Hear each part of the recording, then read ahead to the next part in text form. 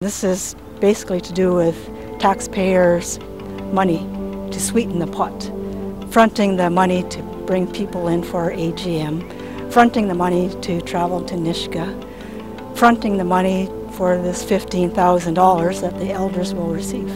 Amid a chorus of cheers for the imminent Tsawwassen First Nation treaty, a lone voice is speaking out in defiance.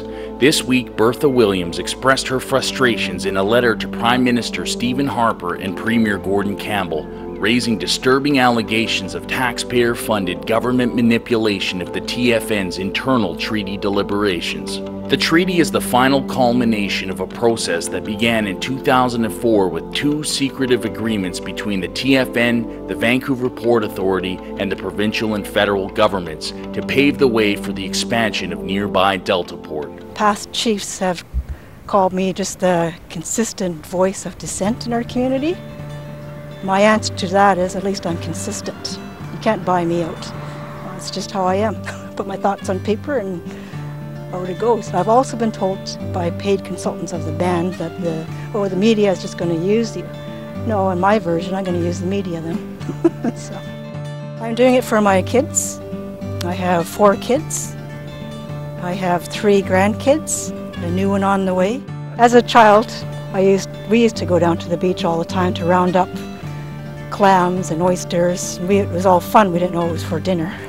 We used to go out there and round up wood for the fire, and it was all just fun times. And the whole community would go out there and, jump in the truck and go down. And we can't do that now because it doesn't exist. If it does, it's all black and red tide.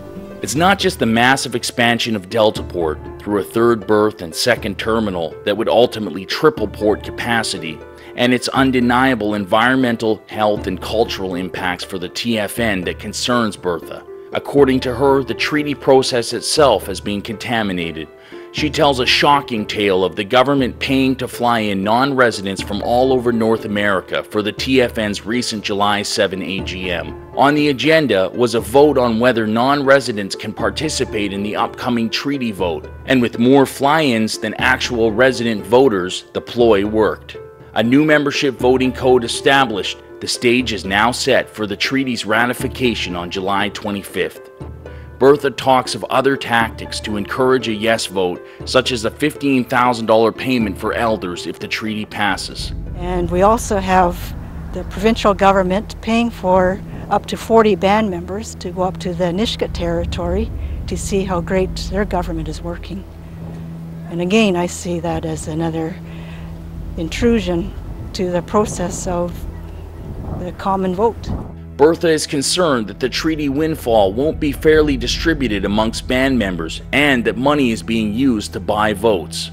She claims that $430,000 of taxpayers' money has funded pro-treaty propaganda in the form of a communication strategy implemented by outside consultants and the band council, led by Chief Kim Baird, the treaty's most vocal proponent. And according to a July 12th article by the province's Brian Lewis, neither Baird nor BC Aboriginal Minister Mike de Jong disputes the above allegations. We've had band meetings and nobody was flown in before. If we had a band budget and us at the meeting decided, yeah, okay, let's use our money to fly these people in, and we voted on it, that would be okay for me.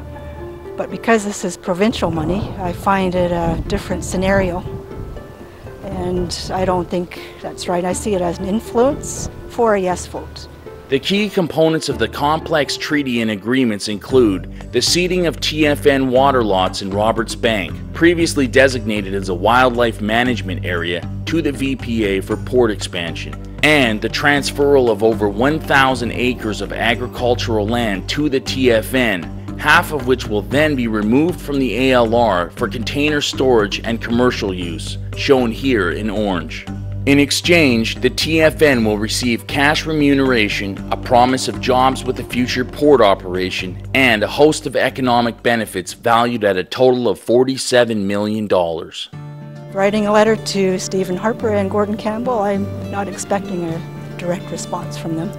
They see it as a minor issue, I guess. I'm just one lone voice out in Tsawwassen. But with several other local Aboriginal bands now questioning the legitimacy of the TFN treaty, calls for Minister de Jong's resignation amid Bertha's own allegations, and mounting environmental criticism of the port's expansion, this lone dissenter may finally have some company.